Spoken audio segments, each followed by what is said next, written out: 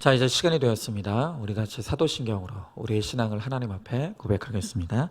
전능하사 천지를 만드신 하나님 아버지를 내가 믿사오며 그 외아들 우리 주 예수 그리스도를 믿사오니 이는 성령으로 잉태하사 동정녀 마리아에게 나시고 본디오 빌라도에게 고난을 받으사 십자가에 못 박혀 죽으시고 장사한 지 사흘 만에 죽은 자 가운데서 다시 살아나시며 하늘에 오르사 전능하신 하나님 우편에 앉아 계시다가 저리로서 산자와 죽은 자를 심판하러 오시리라. 성령을 믿사오며 거룩한 공예와 성도가 서로 교통하는 것과 죄를 사하여 주시는 것과 몸이 다시 사는 것과 영원히 사는 것을 믿사옵나이다. 아멘. 자, 우리 함께 말씀 보도록 하겠습니다. 함께 볼 하나님의 말씀, 내일 큐티 본문 말씀이죠. 마가복음 5장 1절부터 20절의 말씀입니다. 마가복음 5장 1절부터 20절의 말씀, 제가 1절부터 7절까지 말씀만 봉독하도록 하겠습니다. 예수께서 바다 건너편 거라사인의 지방에 이르러 배에서 나오심에 곧 더러운 귀신 들린 사람이 무덤 사이에서 나와 예수를 만나니라. 그 사람은 무덤 사이에 거처하는데 이제는 아무도 그를 쇠사슬로 맬 수 없게 되었으니 이는 여러 번 고랑과 쇠사슬을 메어도 쇠사슬을 끊고 고랑을 깨뜨렸음이로라. 그리하여 아무도 그를 제어할 힘이 없는지라. 밤낮 무덤 사이에서나 산에서나 늘 소리 지르며 돌로 자기의 몸을 해치고 있었더라. 그가 멀리서 예수를 보고 달려와 절하며 큰 소리로 부르짖어 이르되 지극히 높으신 하나님의 아들 예수여, 나와 당신이 무슨 상관이 있나이까? 원하건대 하나님 앞에 맹세하고 나를 괴롭히지 마옵소서 하니. 아멘. 자, 오늘 함께 나눌 말씀의 제목은 주께서 내게 행하신 큰 일이라는 제목으로 하나님의 말씀을 함께 나누도록 하겠습니다. 자, 우리가 지금 마가복음을 큐티하고 있습니다. 이제 공생의 사역을 시작하시면서 정말 눈코 뜰 새 없이 너무나 바쁘고 분주하게 사역을 감당하시는 예수님의 모습을 우리가 볼 수 있죠. 자, 그러한 가운데 오늘도 예수님은 어김없이 거라사인의 지방에 가셔서 그곳에서 한 귀신 들린 자를 만나 그를 고쳐주십니다. 자, 이 예수님과 귀신 들린 자의 만남, 오늘 이 만남을 통해서 우리가 무엇을 깨달아야 될지 오늘 말씀을 통해 함께 나누기를 원합니다. 자, 먼저 첫 번째로 예수님이 가까이 올수록 갈등 충만이 일어납니다. 자, 오늘 말씀을 보면 이 더러운 귀신 들린 사람의 이 삶이 얼마나 비참한 삶이었는지가 아주 잘 기록되어 있습니다. 자, 다시 1절부터 4절의 말씀을 읽어보면요. 예수께서 바다 건너편 거라사인의 지방에 이르러 배에서 나오심에 곧 더러운 귀신 들린 사람이 무덤 사이에서 나와 예수를 만나니라. 그 사람은 무덤 사이에 거처하는데 이제는 아무도 그를 쇠사슬로 맬 수 없게 되었으니 이는 여러 번 고랑과 쇠사슬에 매었어도 쇠사슬을 끊고 고랑을 깨뜨렸음이로라. 그리하여 아무도 그를 제어할 힘이 없는지라 그랬습니다. 자, 오늘 이 3절의 말씀을 보니까 이 사람이 사는 동네는 사람들이 함께 사는 그런 곳이 아니라 무덤에 살았다고 합니다. 여러분, 우리는 무덤하면 그냥 가까이 가도 괜히 기분이 나쁘고 밤에 그 근처를 지나가기만 해도 소름 끼치지 않습니까? 그런데 아무도 살지 않는 거, 누구도 가까이 가지 하려고 하지 않는 그 무덤가가 그의 집이었다는 것이에요. 또한 오늘 5절의 말씀을 보니까 그는 늘 소리를 지르며 돌로 자기의 몸을 해치고 있었다고 합니다. 그러니까 끊임없이 이 날카로운 돌로 자기 몸을 긁고 찌르고 베면서 온몸에 피가 나고, 그런데 그것이 고통인 줄 모르고 그렇게 그는 살아가고 있더라는 것입니다. 자, 그런데 정말 이 사람에 대해서 놀라운 것은 무엇인가? 그것은 우리가 보기에 이 사람이 너무나 비참한 삶을 살고 있고 너무나 고통스러운 삶을 살아가고 있어요. 그런데 정작 자기 자신은 그 삶이 얼마나 비참한 삶인지, 그리고 그 삶이 얼마나 고통스러운 삶인지를 모르더라는 거예요. 여러분, 이것이 바로 귀신 들린 사람의 특징입니다. 성경에 보면 이 귀신 들린 자들이 많이 나오죠. 이 귀신에 들린 사람들의 몇 가지 특징이 있어요. 먼저는 이 귀신 들린 자들은 부끄러운 것을 부끄러운 것으로 여기지 못하고 또 죄를 죄로 깨달지 못한다는 것입니다. 여러분, 오늘 이 같은 사건을 기록한 누가복음 8장을 보면요, 이 귀신 들린 사람은 오랫동안 옷을 입지 않았다 그랬어요. 벌거벗고 살아가는 거예요. 부끄러운 걸 모르는 거예요. 술과 여자와 도박을 찾으면서 벌거벗은 악과 음란이 드러나는데도 부끄럽지 않아요. 아니, 내가 내 멋대로 살겠다는데 그게 뭐가 문제냐고 말하는 거예요.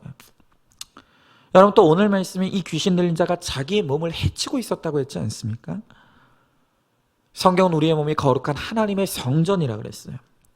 그래서 거룩한 성령의 사람들은 늘 우리의 영과 육을 강건하고 깨끗하게 관리하는 거예요. 그리고 그렇게 잘 관리된 우리의 몸을 하나님이 기뻐하시는 산제사로, 그러니까 우리의 삶 자체가, 우리의 몸 자체가 하나님을 예배하는 예배가 되어야 한다는 것입니다. 여러분, 그러나 이 세상 사람들은 어떻습니까? 술, 담배, 마약 같은 너무나 해롭고 우리의 몸을 해치는 것들을 스스로 들이붓는 거예요. 그러면서 우리의 몸을 해치는 것이죠.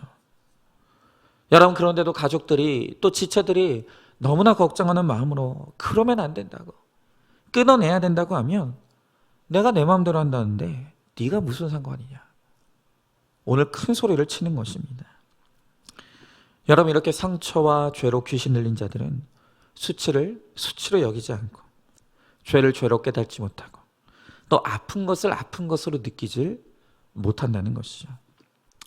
자, 그런데 예수님이 이러한 귀신 들린 자에게 가까이 오시게 되었을 때 그에게 변화가 일어납니다. 변화가 일어나요. 여러분, 괴로운 인생을 살아가면서도 그것이 괴로운 줄 몰랐던 그가 예수님이 가까이 오시게 되니 인생의 괴로움을 느끼기 시작하는 것입니다. 자, 오늘 6절에 7절 말씀해 보니까 그가 멀리서 예수를 보고 달려와 절하며 큰 소리로 부르짖어 이르되 지극히 높으신 하나님의 아들 예수여, 나와 당신이 무슨 상관이 있나이까? 원하건대 하나님 앞에 맹세하고 나를 괴롭히지 마옵소서 하니 그랬습니다. 자, 오늘 이 귀신 들린 자가 예수님을 알아보고 예수님께 달려나와서 나와 당신이 무슨 상관이 있습니까? 제발 나를 괴롭게 하지 마시고 나를 좀 떠나가 주십시오. 큰 소리를 치며 항의를 합니다. 여러분은 한번 생각해 보십시오. 여러분, 예수님께서 그에게 가까이 오신 이유가 무엇입니까? 예수님께서 그에게 가까이 다가오신 이유는 그를 괴롭게 하려는 것이 아니라 그를 치료하기 위한 것이죠. 여러분, 의사가 환자를 진찰하고 당신이 병에 걸렸습니다 라고 하면 아마 환자와 가족들의 마음은 괴로울 것입니다. 하지만 우리는 그것을 괴롭힌다고 말하지 않아요. 여러분, 병을 고치고 수술하려는 것은 몹시 괴로운 절차이긴 하지만 여러분, 그것을 괴롭힘이라고 생각하는 사람은 아무도 없다는 거예요. 그것은 치료의 과정인 거예요. 여러분, 제가 이제 목회를 하면 할수록 정말로 느끼게 되는 것이 교회는 야전병원이에요. 정말 이 교회 안에는 힘든 사람들, 고통스러운 사람들, 많은 문제를 가진 사람들이 찾아옵니다. 죽을 것 같다고, 살고 싶다고 오늘 교회 안으로 찾아 들어오는 거예요. 여러분, 그런데 결국 그 모든 우리 인생의 고통과 문제의 근원에는 이 죄라고 하는 이 영적인 암덩어리가 있다. 이 죄라는 영적 암덩어리를 제거하지 못하는 한 우리 인생의 고통과 문제는 절대 사라질 수가 없는 것이죠. 여러분, 그래서 교회가 병원이라고 한다면 목회자는 영적 의사고 또 목회는 영적 수술이라고 저는 그렇게 생각합니다. 그래서 말씀과 양육과 또 믿음의 처방을 통해서 우리 각 사람들의 속에 숨어있는 이 죄덩어리들을 드러내고 그것을 끊임없이 제거해 나가는 것이죠. 여러분, 그런데 너무 많은 분들이 내 죄를 보고 회개하라고 하면 그것을 괴로워해요. 너무너무 괴로워요. 그러면서 뭐라고 합니까? 아니, 목사님, 나는 피해자인데 왜 자꾸 나더러 죄인이라고 하느냐고. 내가 뭘 그렇게 잘못했다고 나만 회개하라고 하느냐고. 나를 제발 괴롭게 하지 말라고, 떠나가 달라고 그렇게 말하는 것입니다. 여러분, 좀 영적 집도인 이 목사를 좀 신뢰하고 가르쳐주고 처방하는 대로 순종하면 회복과 변화가 일어날 수 있습니다. 살 수 있다는 거예요. 여러분, 그러나 끝까지 나를 괴롭히지 말라고 하면서 저항하면, 그러면 그럴수록 우리의 고통과 문제는 길어지고 깊어질 수밖에 없는 것이죠. 여러분, 그런 모습을 볼 때마다 정말 제 마음이 너무 아픈 거예요. 정말 지금 이 코로나로 인해서 우리 교회가 해야 될 많은 것들이 지금 중단되어 있는데, 목장 모임도 너무 오랫동안 중단되어 있죠. 제가 이제 좀 조만간 재개하려고 준비를 하고 있었는데, 지금 아직 이 오미크론 변이가 너무 급속도로 퍼지고 있기 때문에 조금만 더 좀 기다려야 될 것 같습니다. 여러분, 그러나 이 코로나 중에도 제가 중단하지 않은 것이 있었는데, 그게 바로 교역자 나눔입니다. 여러분, 왜냐하면 이 사역자의 영성이라는 것은 교회 전체의 영성을 담보하는 것이기 때문에 이 사역자 나눔만큼은 제가 중단할 수가 없는 것이죠. 여러분, 지금 우리 교회 이 교역자 모임에는 정식으로 우리 교회 청빙된 사역자들뿐만이 아니라 다른 분들도 지금 이 모임에 나오고 있습니다. 지난 수요일에 우리 임양수 전사님께서 소개해드렸던 것처럼 우리 교역자 나눔에는 여전히 우리 교회를 아내가 섬기는 교회로 여기고 있는 이성호 전사님도 참석하고 계십니다. 그리고 우리 교회를 사임하셨지만 여전히 우리 공동체에 붙어있는 적용을 이루고 계시는 우리 권순환 목사님도 우리 교역자 나눔에 초청돼서 매주 함께 모여서 치열하게 나눔을 하고 있습니다. 그런데 뭐 몇 명 됩니까? 우리 교역자 모임 기껏 해봤자 저 포함해서 6명이에요. 그런데 이 6명의 교역자 모임 안에서도 딱 두 패로 갈려요. 딱 두 패로 갈려요. 한 무리는 저의 양육과 처방을 잘 따르고 순종해 주시는 교역자들이 있는 반면에, 또 정말 그 반대로 죽어라 양육을 해도 양육이 안 되는 그러한 교역자들도 있다는 거예요. 여러분, 제가 굳이 그게 누군지 밝히진 않겠습니다. 근데 여러분 보면요, 이렇게 양육과 처방에 잘 순종하고 따라오는 교역자들은 하루가 다르게 구속사가 성장하고 또 깊어지는 것을 눈으로 봐요.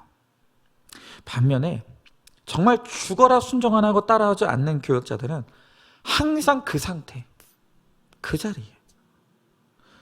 여러분, 그래서 심지어는 저번 주에는 한 분을 붙잡고 2시간을 양육을 했습니다. 나머지 교역자들은 꿀먹은 벙어리처럼 그냥 가만히 2시간을 있고, 저와 그 교역자님이 2시간 동안 마라톤 같은 양육을 진행을 한 거예요. 여러분, 왜 2시간이나 한 명을 붙잡고 양육을 할까요? 양육이 안 되니까요. 여러분, 정말 이 양육을 하면서도 그 말씀을 잘 수용하고 내절을 잘 깨닫고 인정하는 분들은 아무리 오래 양육을 해도 기뻐요. 감사가 있습니다. 그런데 아무리 외치고 아무리 가르쳐도 양육이 안 되는 분들은 나눔을 하면서 마치 어떤 느낌이냐면 줄다리기 하고 있는 느낌이에요. 그리고 씨름하고 있는 느낌이에요. 그래서 무슨 중노동을 한 것도 아닌데, 이렇게 이 말씀이 깨달아지지 않는 분들과 앉아서 양육을 하고 나면 진이 빠집니다. 진이 다 빠져요. 여러분, 그러니 저도 저지만 상대방은 얼마나 괴롭겠습니까? 여러분, 제가 그래도 한 가지 분명하게 원칙으로 세우는 게 있어요. 그게 뭐냐면, 줄다리기를 했던, 씨름을 했던, 절대로 제가 먼저 그 손을 놓지는 않는다는 거예요. 절대로 제가 그 손을 먼저 놓지는 않아요. 상대방이 먼저 놓고 도망간다면 모를까, 저는 정말 할 수 있는 데까지 포기하지 않고 양육을 할 겁니다. 그 영혼의 애통함이 있기 때문에 포기하고 싶어도 포기할 수가 없는 거예요. 제가 포기하면 어디로 갈까? 과연 어떻게 될까? 그런 것들을 생각하면 너무나 애통하고 가슴이 아프기 때문에 놓고 싶어도 놓을 수가 없는 것이죠. 여러분, 오늘 이 귀신 들린 자는 예수님이 자신을 괴롭힌다고 말하고 있어요. 여러분, 그러나 이것은 괴롭힘이 아닙니다. 주님이 오늘 이 귀신 들린 자를 고치러 오시는 거예요. 여러분, 주님은 나와 우리 가정을 고치려고 찾아오십니다. 그 과정이 어렵고 고달파도 그것은 괴로움이 아니에요. 회복과 구원을 위한 생명의 역사를 이루는 것입니다. 여러분 어떻습니까? 오늘 말씀이 깨달아지기 전에는 괴로운 것도 없었고 또 죄를 죄로 여기지 않고 죄책감도 없었는데 이제 말씀이 들리기 시작하니까 괴로운 일들이 한두 가지가 아닙니까?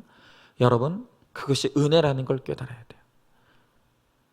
내게 말씀이 찾아옴으로 말미암아 내 인생에 괴로워할 일들이 생기는 것, 그것이 바로 내가 살아나고 생명을 얻는 은혜이고 축복이라는 것을 여러분 반드시 깨달아야 합니다. 자, 한번 질문해 봅니다. 큐티와 설교와 나눔이 나에게 기쁨입니까? 괴로움입니까? 공동체의 처방이 기분 나빠서 듣고 싶지 않아 하진 않습니까?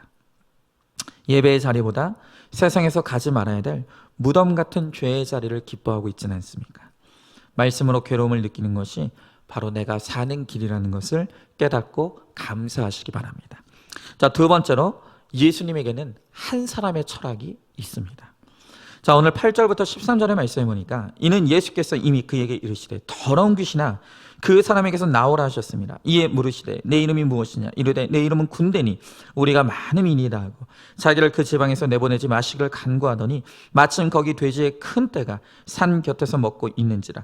이에 간구하여 이르되 우리를 돼지에게로 보내어 들어가게 하소서 하니 허락하신데 더러운 귀신들이 나와서 돼지에게로 들어가매 거의 2,000마리 되는 떼가 바다를 향하여 비탈로 내리다가 바다에서 몰사하거늘 그랬습니다. 자, 여러분 이 사복음서를 보면요, 사실 예수님은 여기저기 너무 바쁘게 다니실 필요가 없었던 것을 봅니다. 왜냐하면 이미 각 지방으로 예수님의 소문이 퍼지기 시작했어요. 예수님이 전하시는 말씀이 그렇게 권위 있다더라. 예수님이 병든 자를 고치신다더라. 예수님이 귀신을 쫓아내신다더라. 이미 이스라엘 전역에 예수님에 대한 소문이 퍼졌습니다. 그래서 예수님이 굳이 어디를 다니지 않으셔도 예수님이 있는 그곳에 사람들이 모여들고 찾아오기 시작했다는 거예요. 그냥 한 곳에 가만히 계시면 돼요. 여러분, 그런데 놀랍게도 오늘 예수님은요, 이 거라사 지방으로 오셨는데 그 이유가 무엇이냐 하면 그냥 이 귀신 들린 한 사람을 만나시기 위해 오늘 이 거라사인의 지방에 오셨다는 것입니다. 여러분, 그뿐입니까? 예수님께서 이 거라사인의 지방에 오시기까지 얼마나 많은 고생을 하셨습니까? 바로 전장인 4장에서 보았던 것처럼 예수님이 이 사람을 만나기 위해 바다를 건너 오시다가 광풍을 만났습니다. 물론 예수님이 계셨기 때문에 그것은 아무 일도 아니지만 인간적인 눈으로 봤을 땐 정말 죽을 뻔했던 것입니다. 엄청나게 고생한 거예요. 여러분, 그런데도 예수님은 가만히 앉아 계셔도 알아서 사람들이 몰려드는 그 편한 자리에서 일어나셔서 그 수고와 고생을 무릅쓰고 구원이 필요한 예수님을 꼭 만나야 될 그 한 사람을 고치시기 위해서 오늘 이 거라사인의 지방으로 찾아오셨다는 거예요. 여러분, 우리 같으면 어떡하겠습니까? 여러분, 이 세상은 철저하게 이익의 논리예요. 그래서 효율을 따지고 유불리를 따지면서 내게 손해가 되는 일이 있으면 절대로 하지 않는 것이 이 세상의 논리입니다. 여러분, 그렇게 효율과 이익의 원리를 따져보면 예수님이 오늘 이 거라사인의 지방에 오시는 것은 정말 비효율적인 것이고 정말로 불리한 일이에요. 그냥 가만히만 있어도 더 많은 사람을 만나실 수 있는 예수님이신데 굳이 그 자리를 떠나서 효율성도 없고 이익도 없고 쓸데없이 시간 낭비하고 돈 낭비하는 것처럼 돈 낭비하는 오늘 이런 일들을 하시더라는 거예요. 여러분, 우리라면 절대로 안 하는 일이죠. 그러나 예수님은 이 구원이 필요한 그 한 사람을 위해서 아무런 효율도 따지지 않고 이익을 계산하지 않고 기꺼이 그 한 사람을 위해서 오늘 찾아오시더라는 거예요. 여러분, 바로 이것이 예수님의 한 사람의 철학이에요. 오늘 이 예수님의 모습이 저에게 너무너무 감동이 되는 거예요. 그렇구나. 그 한 사람을 위해서 유불리를 따지지 않고 효율을 따지지 않고 정말로 구원이 필요한 사람이 있다면 그 한 사람을 위해서 기꺼이 달려가는 그 모습. 여러분, 바로 이것이 예수님의 사역의 원칙이고 한 사람의 철학이라는 거예요. 자, 그런데 이렇게 한 사람의 철학으로 무장한 주님에 반해서 오늘 본문에 등장하는 이 마을 사람들 한번 보십시오. 이들은 주님이 가졌던 그 한 사람의 소중함보다는 돼지가 가져다주는 유익과 재물이 더 소중했던 사람들이에요. 여러분, 오늘 본문의 11절 한번 보세요. 이제 예수님이 더러운 군대 귀신 들린 자를 향해 거기서 나오라고 명하시니까 그들이 간청하기를 그러면 우리를 이 돼지떼들에게 들어가게 해달라고 명합니다. 예수님이 그렇게 허락하시니까 이 귀신들이 돼지떼에 들어갔고, 그래서 이 돼지들이 이 2천만이나 물에 빠져 몰사한 것입니다. 자, 그런데 그 모습을 보게 된 마을 사람들의 반응이 어떻습니까? 예수님 때문에, 또 이 귀신 들린 사람들 때문에 내 돼지가 죽는 손해를 봤다는 거예요. 그러면서 예수님을 향해 우리 마을을 떠나라는 거예요. 쫓아내는 거예요. 여러분, 지금 이 고침받은 한 사람의 영혼을 소중하게 여겼다면, 그리고 그 일을 행하신 예수 그리스도의 귀함을 그들이 깨달았다고 한다면, 여러분, 가시려고 하는 주님도 붙잡아야죠. 말려야죠. 여러분, 그러나 온통 그 마을 사람들의 가치관은 이 고침받은 사람의 한 사람의 소중함보다 돼지 한 마리가 더 소중한 거예요. 이 돼지가 나에게 갖다 주는 그 유익과 돈이 이들에게는 더 중요한 가치더라는 것입니다. 여러분, 좀 오래전의 일이에요. 강남에 있는 어떤 교회에서 그 지역에다가 이제 장애인 학교를 세우려고 했습니다. 그랬더니 그 인근에 있는 모든 사람들이 반대하고 일어난 거예요. 여러분, 이유가 뭐겠습니까? 왜 그렇게 격렬하게 반응했습니까? 여러분, 그 사람들이 대놓고 이야기하더래요. 이유는 딱합니다. 여러분, 그렇게 장애인 시설이 들어와서 장애인들이 왔다 갔다 하면 집값 떨어진다는 거예요. 집값이 떨어진다는 거예요. 그들에게 있어서는 한 사람의 소중함보다는 내가 사는 아파트의 집값이 떨어지냐 오르냐가 훨씬 더 중요한 문제인 거예요. 여러분, 이 세상의 타락함이 이 지경까지 왔다는 것입니다. 여러분, 몇 년 전부터 이제 신천지가 이 코로나를 통과하면서 이제 교계 문제를 넘어서 이 사회 전반적인 문제로 떠오르지 않았습니까? 근데 제가 이 신천지에 대해서 알게 되면서 정말 이 신천지야말로 천하의 몹쓸 이단이라는 것을 확신하게 된 이유가 있어요. 물론 그들의 교리도 한낱 인간에 불과한 사람을 뭐 성령이라느니 뭐 메시아라니 그렇게 추앙하고 또 받드는 것도 뭐 가장 큰 문제이겠지만, 그것 못지않게 문제인 게 뭐냐면요, 이 시간들을 통해서 그 내부에만 떠돌던 이 신천지인들이 사람을 등급별로 나눈다는 사실을 알게 된 거예요. 그러니까 몇 년 전에 이제 신천지의 섭외 대상 등급 기준표라는 이 문서가 공개가 되었죠. 그들 안에 사람을 등급으로 나누는 거예요. 그리고 그 등급에 따라서 적극적으로 포섭해야 될 대상, 그리고 웬만하면 포섭하지 말아야 될 대상으로 이 등급을 나누는 거예요. A 등급, B 등급, C 등급. 그런데 이제 그 표에 보면 여러 항목이 나오는데 그 중에 이제 나이 항목이 있어요. 나이 항목에 보니까 A 등급, 그러니까 이 신천지인들이 적극적으로 포섭해야 될 나이대가 어느 나이대냐면 30대부터 50대더라는 거예요. 자, 한번 생각해 보죠. 왜 신천지 사람들은 30대부터 50대 사람들을 가장 A급 신자, 그러니까 가장 적극적으로 전도해야 될 대상으로 여길까요? 이유가 있죠. 짐작하십니까? 이 30대부터 50대가 가장 활발하게 경제활동을 하는 나이이기 때문에, 돈이 되기 때문이에요. 그래서 이 사람들이 신천지 교인들에게는 1순위 A급 포섭 대상이라는 거예요. 자, 그 반면에 C급, 웬만하면 포섭하지 말아야 될 연령대가 있어요. 그 연령대가 바로 10대와 60대 이상이에요. 짐작가시죠? 여러분, 왜 신천지인들은 10대와 60대 이상을 C등급으로 분류하고 웬만하면 포섭하지 말 것을 그렇게 권합니까? 왜냐하면 이들은 경제활동을 하지 못하거나 경제활동이 약해지는 나이이기 때문이에요. 여러분, 저는 이 사람을 등급별로 나눈 이 표를 보면서 역시 이단은 이단이구나.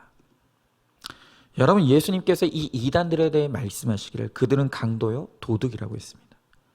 정말 딱 맞는 말씀인 거예요. 이들은 사람을 천하보다 귀한 한 영혼으로 보지 않아요. 그저 그 한 사람 한 사람을 자기의 배를 불려줄 수단쯤으로 악용하는 것이죠. 그래서 헌금 열심히 갖다 바칠 사람들은 귀히 여겨주고, 별로 빼먹을 것이 없는 것 같으면 하찮게 취급하는 사람들이 바로 이들인 것이에요. 여러분, 어떻게 이런 사람, 한 영혼을 귀하게 여길 줄 모르는 이런 사람들을 어떻게 메시아라고 말하고 성령이라고 말할 수 있겠습니까? 제발 우리가 좀 정신 차려야 되는 거예요. 이렇게 사람을 이 등급별로 분류해 놓고 차별하는 이런 사람들로부터 우리의 가족들을 지켜내야 되는 거예요. 우리 지체들을 지켜내는 거예요. 여러분, 제가 우리 교회에 이제 처음 부임해서 위임받았을 때 나이가 36살이었습니다. 지금도 젊은 나이죠. 이상하게 제가 이렇게 전화 통화를 하게 되면 제 목소리가 어리대요. 그런가요? 제 목소리가 어리대요. 목소리에도 연령이 있나 봐요. 그러니까 어쨌든 지금도 젊은 나이인데 제가 위임받았을 때가 이제 36이었어요. 그냥 어린 목사라는 말이 나올 만도 하죠. 근데 그때는 이제 제가 말하지 못했지만 이제 그때 당시에 우리 교회 안에서 어르신들 사이에서 어떤 말들이 있었냐면, 저 박은성 목사는 젊은 목사니까 아마 젊은 사람들만 좋아하고 나이 든 사람들은 별로 좋아하지 않을 것이다. 이런 말들이 있다는 걸 제가 그 당시에 들었어요.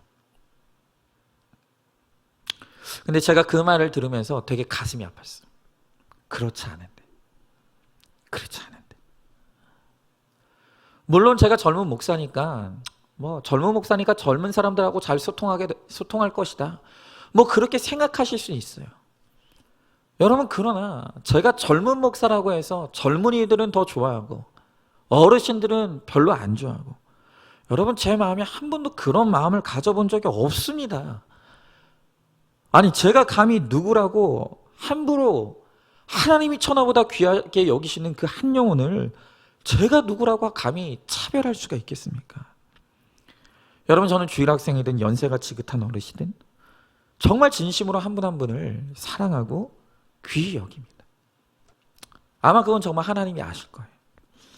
근데 여러분, 제가 지금에 와서 생각을 해보면 제 마음은 그렇다 하더라도 과연 그러한 제 마음이 우리 교회 어르신들에게 잘 전달이 되었을까를 생각해보면 그러지 않았을 수도 있겠다는 생각을 해요. 왜냐하면 제가 그걸 어떻게 적극적으로 표현하는 것도 아니고, 제가 우리 어르신들에게, 우리 교회 어른 성도님들에게 특별하게 제가 더 잘해드리고 이런 것도 없기 때문에 아마 우리 어른들은 그렇게 생각하실 수도 있겠다라는 생각을 해요. 여러분, 그래서 제가 이제 고민이 좀 되는 거예요. 우리 어른들일수록 더 쉽게 소외감을 느낄 수 있고 더 섭섭한 마음을 가질 수 있는데, 내가 어떻게 해야 우리 어른들을 더 존중하고 사랑한다는 것을, 제 마음을 전달할 수 있을까? 제가 그런 고민 가운데 올해부터 마음 먹고 적용하기 시작한 게 하나 있습니다. 사실 큰 게 아니에요. 진짜 사소한 거긴 한데, 그래서 저는 사실 말하기는 좀 부끄러운데, 어쨌든 제가 원래는 이 전화 신방이나 이런 거를 잘 못합니다. 제가 참 약점이 많은데, 그 약점 중에서도 제가 이렇게 우리 성도님들에게 자주 전화를 드리고 안부를 전하고 챙기고 이런 걸 좀 잘 못해요. 어떤 분들은 자주 전화 안 하는 게 도와주는 거다 이렇게 생각하시는 분들도 있을 수 있는데, 어쨌든 그렇습니다. 그래서 제가 이제 제 본가도 그렇고 제 처가도 그렇고 제 부모님께 하도 전화를 잘 안 드리다 보니까 정말 많이 혼나요. 너무 많이 혼나요. 근데 이제 제가 뭘 마음 먹었느냐, 대단한 건 아닌데 자꾸 대단한 것이 아니라고 하고 말 안 하니까 답답하실 텐데, 이제 올해부터는 우리 교회에 이제 70세 이상 된 어르신들, 70세 이상 된 어르신들에게는 이제 꼭 명절 때만큼은 제가 전화를 드려서 인사를 드려야겠다 하는 걸 좀 생각하게 됐어요. 사실 제 아내는 명절 때 되면 이제 우리 교회 성도님들에게 다 문자를 드리는 걸로 알고 있거든요. 웬만한 분들에게는. 근데 저는 안 하고 있었어요. 뭐 아내가 하고 있으니까 나 대신에 아내가 잘 내조하고 있다 이렇게 생각했지, 제가 그렇게 해야 되겠다는 생각을 안 했는데 이제 제가 마음을 바꿨어요. 그래서 새해가 되고 명절이 돼서 이제 아내와 전화를 하면서 아내와 이제 이야기를 하면서, 야, 우리가 젊은 목사인데 뭐 전체 다 하지 못하지만 우리 교회 어른들에게만이라도 명절 때만큼은 꼭 전화드려서 인사드리고 섬겨야겠다. 아내와 이야기하면서 그걸 마음먹게 됐습니다. 그래서 이제 이번 설 명절 때, 구정 때 우리 교회 70세 이상 된 어르신들에게 전화를 다 드렸어요. 전화를 드렸는데 얼마나 반갑게 받아주시고, 심지어 어떤 분들은 감격스러워 하시는 분들도 있더라고요. 아유, 목사님 이렇게 안 해도 되는데 뭘 전화까지 하셨냐고 막 그러시면서 너무너무 감격스러워 하시는 거예요. 근데 여러분, 그렇게 반갑게 이 설 명절에 전화했다고 받아주시는 우리 성도님들의 목소리를 들으면서 제가 진짜 회개 많이 했습니다. 야, 우리 어른들이 큰 거 바라시는 게 아니구나. 이렇게 안부 전화 드리고 명절 때 새해 팔 복 많이 받으시라고 이렇게 전화 드리는 것만으로도 이렇게 고마워해 주시고 기뻐해 주시는 모습을 보면서, 야, 이게 뭐라고 나는 이거를 못하고 있었는가. 진짜 너무너무 회개가 많이 됐습니다. 그래서 제가 우리 교회 어른들께 이제 명절에 좀 꼭 인사드리고, 또 앞으로도 어떤 우리 어르신들을 섬길 수 있는 구체적인 적용과 섬김을 이룰지, 섬김의 적용을 이룰지 제가 좀 더 고민을 좀 해보도록 하겠습니다. 여러분, 이 교회는요, 예수님이 머리 되시는 공동체입니다. 그렇다라고 한다면 예수님의 철학이 이 교회의 철학이 되어야 되는 거예요. 여러분, 예수님이 품고 계시는 예수님의 철학이 무엇이라고요? 그 한 사람의 철학이에요. 아무리 99마리의 양이 있다 하더라도 잃어버린 한 마리의 양을 애통해하며 그 잃어버린 한 마리 양을 찾기 위해 찾아 나서시는 바로 그 선한 목자 되시는 예수님, 한 영혼을 천하보다 귀하게 여기시는 바로 그 예수님의 한 영혼의 철학이 우리 교회의 철학이 되어야 한다는 거예요. 여러분, 세상은 가치 여부에 따라서 사람을 등급을 매기고 또 차별 대우하지만, 여러분, 우리 교회는, 이 땅에 세워진 하나님의 교회는 누구도 차별하지 않고 한 영혼 한 영혼을 천하보다 귀하게 여기는, 그래서 영혼 구원을 이루는 사명 감당하는 우리 교회가 반드시 되어야 할 줄로 믿습니다. 그럴 때 하나님께서 우리 교회를 기쁘게 사용해 주실 것입니다. 자, 한번 질문해 보죠. 사람을 내 기준에 따라서 차별하고 있지는 않습니까? 예수님의 한 사람 철학으로 내가 구체적으로 관심을 가지고 다가가야 될 그 한 사람이 누구라고 생각하십니까? 한 사람의 구원을 위해 나의 시간과 물질과 정성을 아낌없이 쏟아내는 이 구체적인 수고를 잘 감당하시기 바랍니다. 자, 마지막 세 번째로 가정이 우리의 선교지입니다. 자, 오늘 본문에는 나와 있지 않아요. 하지만 같은 사건을 기록한 누가복음 8장 27절에 보면 이 사람, 오늘 이 귀신 들린 사람이 고침받기 전의 상태를 이렇게 묘사하고 있어요. 자, 누가복음 8장 27절 말씀입니다. 예수께서 육지에서 내리심에 그 도시 사람으로서 귀신 들린 자 하나가 예수를 만나니 그 사람은 오래 옷을 입지 아니하며 집에 거하지도 아니하고 무덤 사이에 거하는 자라 그랬습니다. 여러분, 가정은 천국의 모형입니다. 그런데 그 가정을 파괴하고 집을 싫어하는 것이 바로 사단의 속성이에요. 여러분, 그래서 사단의 지배를 받는 사람은 집에 가만히 들어앉아 있지를 못합니다. 끊임없이 산으로 들로 나다니는 거예요. 아무도 그것을 막을 수가 없는 것이에요. 여러분, 쾌락과 중독과 음란의 귀신이 들린 우리 가족이 집을 나가 끊임없이 방황하며 돌아다녀요. 술과 여자와 도박과 폭력을 찾아다니는 거예요.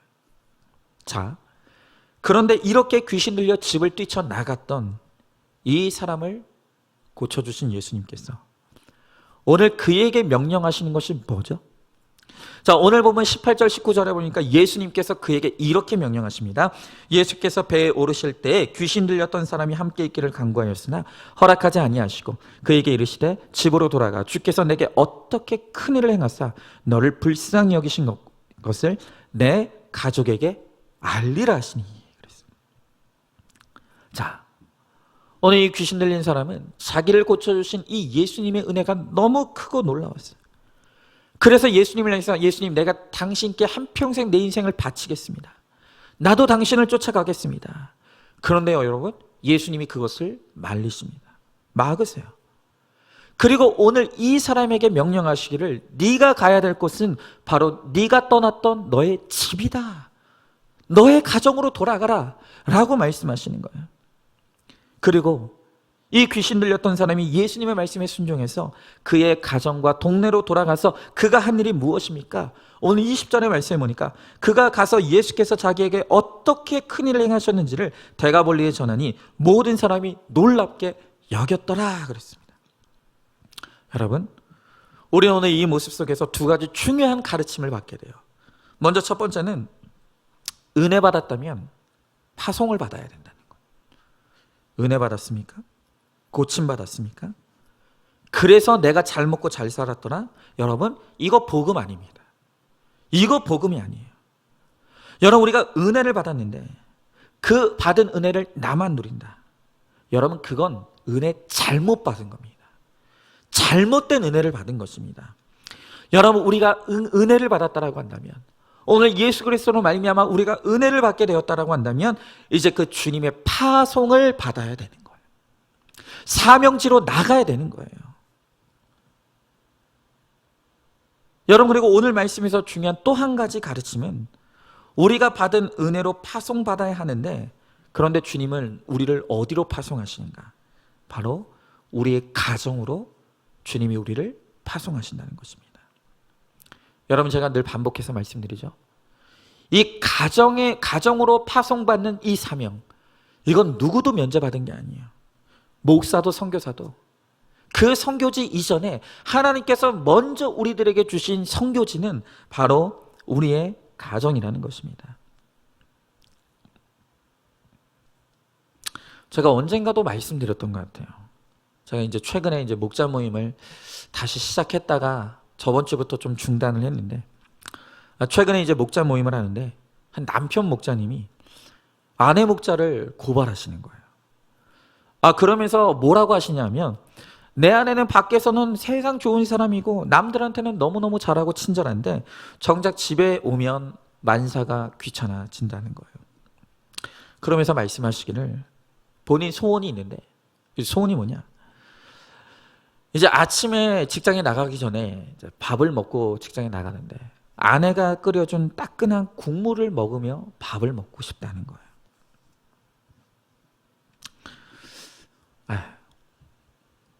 아내가 끓여주는 따뜻한 된장국을 먹고 싶다는 거예요. 그래서 제가 이제 아내 목자님에게 이 말이 사실이냐라고 물으니, 집에 가면 만사가 귀찮아진다는 거예요. 그리고 남편보다는 자꾸 자식을 더 챙기게 된다는 것입니다. 여러분, 그래서 제가 그 아내 목자님에게 그날 처방을 드렸어요.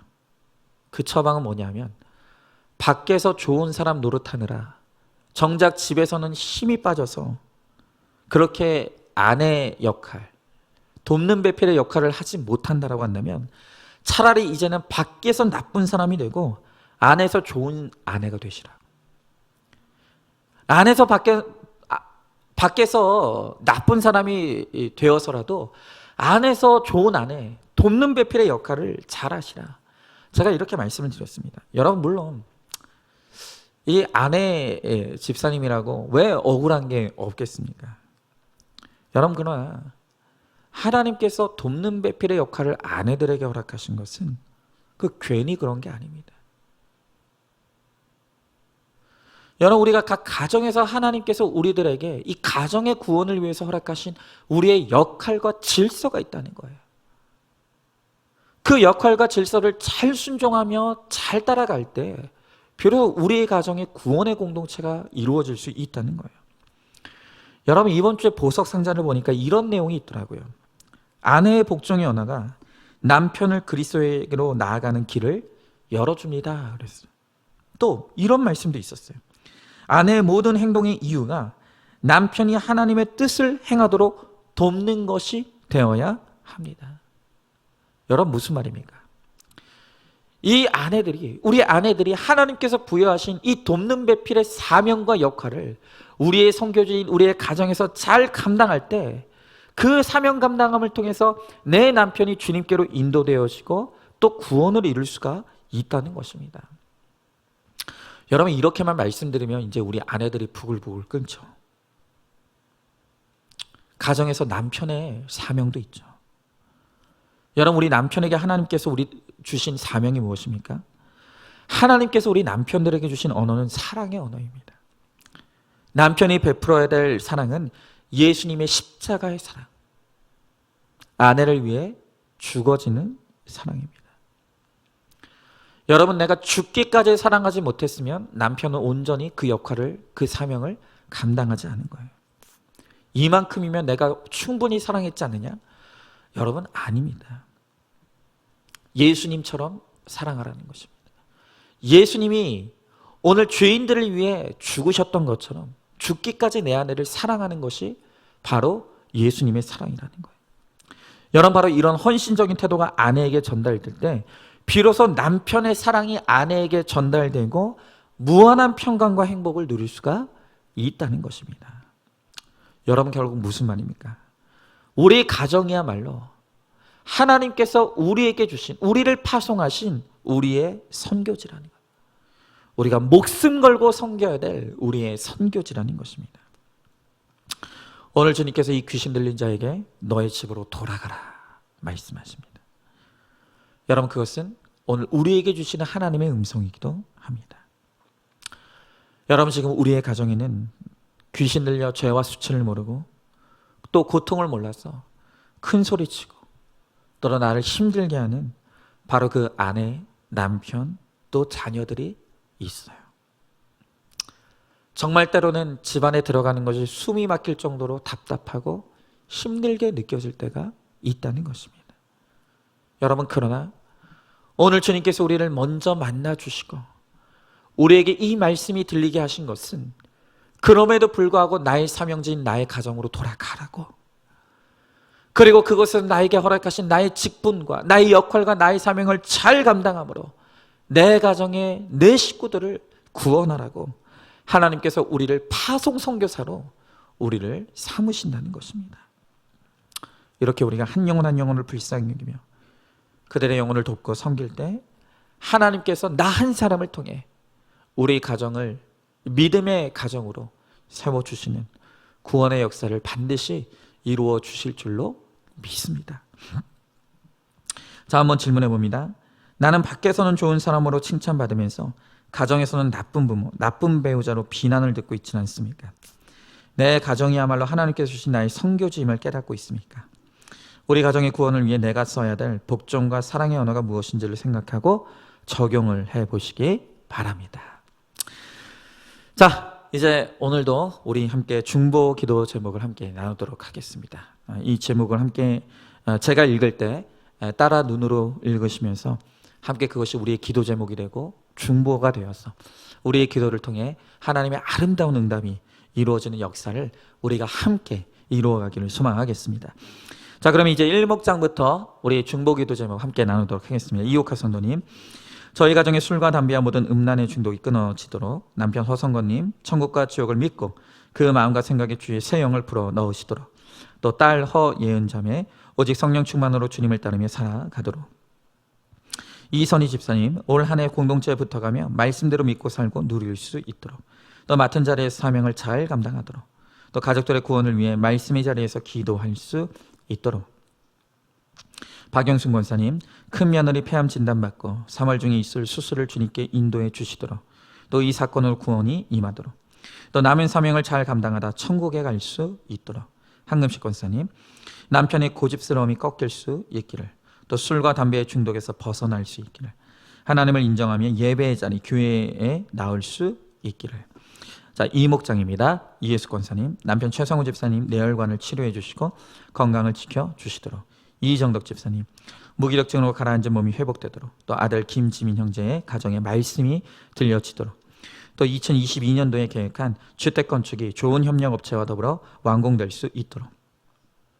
자, 황민경 권사님, 가족이 예수님 안에서 한 마음이 되어 거룩과 구원의 길로 인도받도록, 또 딸과 손녀가 건강하게 회복될 수 있도록, 또 아들 이재훈님, 말씀이 들리는 예배 자리에 나올 수 있도록, 송강수 권사님, 아들 김민규님, 사고로 인해 아픈 곳이 치유되도록, 여성 비전센터 수강생 모집이 잘 되어 개강될 수 있도록, 이성란 집사님, 아들 엄태훈 형제, 영적 후손을 이을 믿음의 배우자를 만나고 아들의 앞날을 위하여, 또 시동생 가정에 닥친 고난으로 주님을 찾는 구원의 사건이 되도록, 또 조카의 신장 이식 수술을 주님께서 집도하시고 치료의 과정과 건강이 회복이 되도록.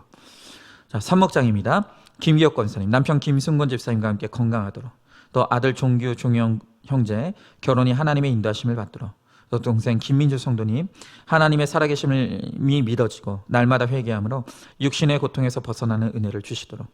자, 김민주 성도님, 예수 안에서 다시 살게 해주셔서 감사드립니다. 믿음으로 살게 해주셔서 아픈 몸도 치유해 주시고 마음과 영혼도 치유해 주시도록, 또 군대에 가 있는 아들 김민석 형제, 교회에 가기 시작했으니 믿음 주시고 건강하게 군생활 잘 할 수 있도록. 김연희 집사님, 건강을 위하여. 남경희 성도님, 직장 생활할 때 건강 지켜주시고 지혜 주셔서 실수하지 않도록, 또 주님께 순종하면서 믿음 안에 살아갈 수 있도록, 또 내 죄를 보고 회개하는 믿음으로 살아낼 수 있도록. 이정숙 권사님, 스스로 눈의 통증과 두통이 치료되도록, 또 장성한 믿음 주셔서 사명을 잘 감당할 수 있도록. 남편 허광 집사님의 대장암 수술 후 건강을 회복을 위하여. 또 한경수 집사님, 하나님과 말씀에 집중하여 가족 구원을 이루는 사명 감당하도록, 또 아들 임준혁 형제의 구원이 이루어지는 한 해가 되도록, 또 며느리 이재경 자매 공동체에 붙어갈 수 있도록. 최양래 집사님, 남편의 영성에 충만하여 세상적인 것에 분별력을 갖는 지혜를 얻도록. 사목장입니다. 박경숙 권사님, 가정에서나 직장에서 경계를 넘지 않고 질서에 순종하여 열매 맺는 그리스도인이 되도록. 김순영 집사님, 주신 사명 지혜롭게 감당하며 손과 발이 가는 적용을 하기를, 그리 아니하실지라도 감사하기를, 또 친정 식구들의 구원을 위해 잘 섬기기를, 또 자녀 구원을 위하여 기도하고 담대함을 주시도록. 이민옥 집사님, 한 말씀으로 나눌 수 있는 가족이 되도록. 자, 오목장입니다. 문옥정 집사님, 독립하여 나간 두 딸 정다희, 정가영 자매 건강 지켜주시도록, 하루속히 믿음의 배우자를 만나 믿음의 가정을 이루고 믿음이 흔들리지 않도록. 또 박정수 성도님, 가족들의 영혼 구원을 위해 형부가 술, 담배 중독에서 벗어나 사명 감당하도록, 또 조카, 지인 자매 말씀이 들려 주를 영화롭게 하도록, 또 주님의 기쁨이 되는 건강운이 되도록. 최명숙 권사님, 아들, 큰아들 최봉근 형제에게 이만 사건이 구원의 사건이 되도록 약물 치료를 할 수 있도록 감해해 주셔서 감사드립니다. 인근의 병원으로 잘 이송될 수 있도록, 또 후유증 없이 잘 치료될 수 있도록. 최미숙 집사님, 남편 정책 집사님 큐티를 통해 내 죄를 보고 회개하여 사명의 길로 나아가도록. 아내 최미숙 집사님, 혈기가 죽어짐으로 구원을 향해 더 나아가도록. 또 아내가 딸의 상처를 공감하며 소통할 수 있는 은혜를 주시도록. 딸 정다솜 자매의 무너진 육을 통해 영의 성전이 세워지고 일상이 회복되어 취업하는 은혜가 임하도록. 또 딸 정하원 자매, 아들 정현우 형제 말씀 있는 공동체와 함께 신앙생활할 수 있도록. 또 신우이 정경자님, 질병의 고난을 통해 주님께로 다시 돌아올 수 있도록. 자, 육목장입니다. 이원 집사님, 하나님보다 우상을 사모하는 내 안에 죽어지지 않는 음란을 말씀으로 깨닫고 회개하며 가도록. 말씀의 처방에 잘 순종하며 하늘의 평안을 믿고 누리며 살아내도록. 또 첫째 아들 이효민군, 무슨 일이든지 하나님을 찾고 회개를 이루며 말씀이 들리도록. 자, 김선옥 성도님, 믿지 않는 가족과 지인들의 구원이 임하도록. 또 딸 주아가 공동체에 잘 붙어가며 예배 시간을 잘 지키고 인격적으로 예수님을 만나도록.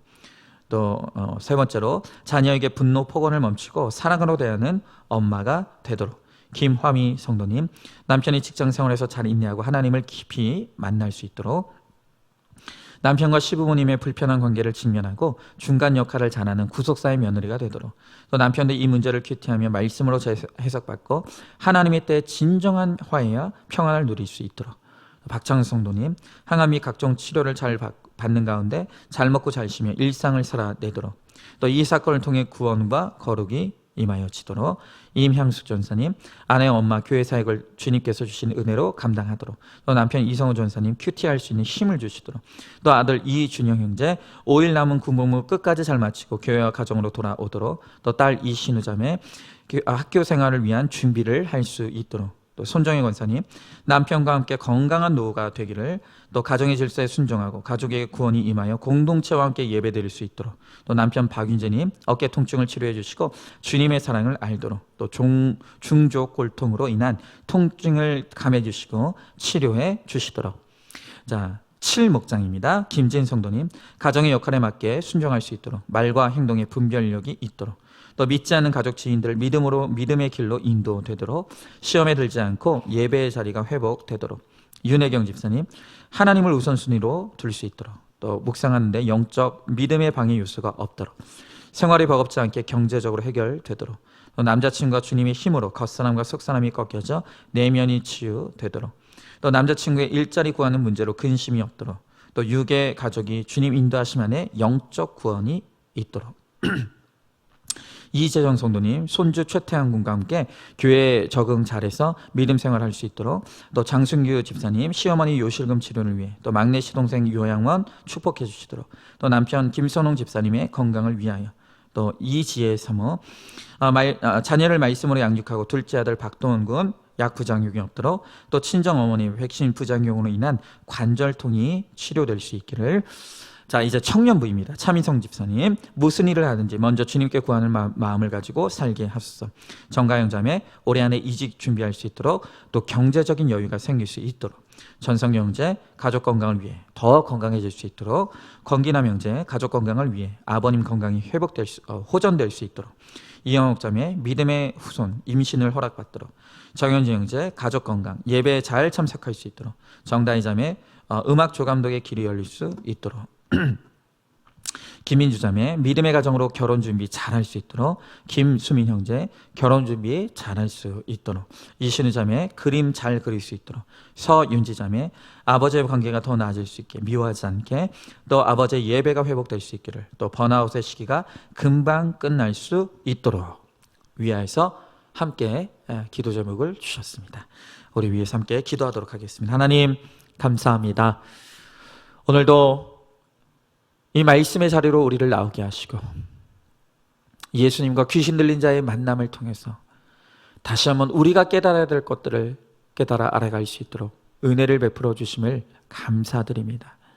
하나님 아버지, 오늘 우리의 삶 가운데서 정말 우리의 가족과 식구들 가운데 귀신 들린 자 되어서 비참한 것을 비참한 것으로 깨닫지 못하고 아픈 것을 아픈 것으로 깨닫지 못하고 죄와 수치를 수치로 느끼지 못하는 하나님, 너무나 비참한 삶을 살아가는 우리의 가족과 식구들이 있습니다. 주님, 오늘 이들이 다시 한번 거룩한 삶의 자리로 돌아올 수 있는 것은 오직 하나님의 은혜로만 되는 줄로 압니다. 예수님, 오늘 주님께서 그들에게 가까이 다가가 주시고 주님 만나 주셔서 하나님 모든 귀신 들린 것들이 떠나갈 수 있게 하여 주시옵시고 이제는 성령께서 거하시는 하나님의 영의 성전이 우리의 안과 또 우리의 가정 가운데 세워져서 오직 하나님을 예배하고 찬양하는 하나님 정말로 감사한 우리의 삶과 우리의 가정이 될 수 있도록 우리 주님께서 함께하여 주시옵소서. 하나님 아버지, 정말 가정이야말로 하나님께서 우리들에게 허락하신 최고의 선교지이며 사명지입니다. 하나님 아버지, 이 가정의 중수를 위해서 우리가 날마다 우리에게 주어진 역할과 질서에 순종할 수 있게 하시옵시고 하나님 죽기까지 사랑함으로 말미암아 나 한 사람을 통해서 내 가정이 구원받는 놀라운 역사가 일어나게 하여 주시옵소서. 오늘도 우리 사랑하는 성도들이 기도의 제목을 들고 주님 앞에 나아갑니다. 주님, 우리 한 사람 한 사람의 기도를 주님께서 들으신 줄 믿사오니 주님께서 가장 좋은 것으로 응답하심으로 하나님의 살아계심과 또한 하나님의 역사하심을 누리며 하나님 우리의 삶을 통하여서 하나님을 증거하며 나타내는 믿음의 복된 삶을 살아갈 수 있도록 우리 주님께서 함께하여 주시옵소서. 믿사오며 사랑이 많으신 우리 예수님 이름 받들어 기도 드리옵나이다. 아멘. 이제는 우리 주 예수 그리스도의 은혜와 하나님의 사랑과 성령의 교통하심이 이제는 예수 그리스도 안에서 모든 악한 것들이 떠나가며 이제 우리 안에 주님이 함께 하시고 하나님의 영의 성전이 세워져 거룩한 인생, 또 구원의 인생을 살아가는 길을 소망하는 사랑하는 모든 성도들 머리 위에 이제로부터 영원토록 함께 계실지어다. 아멘.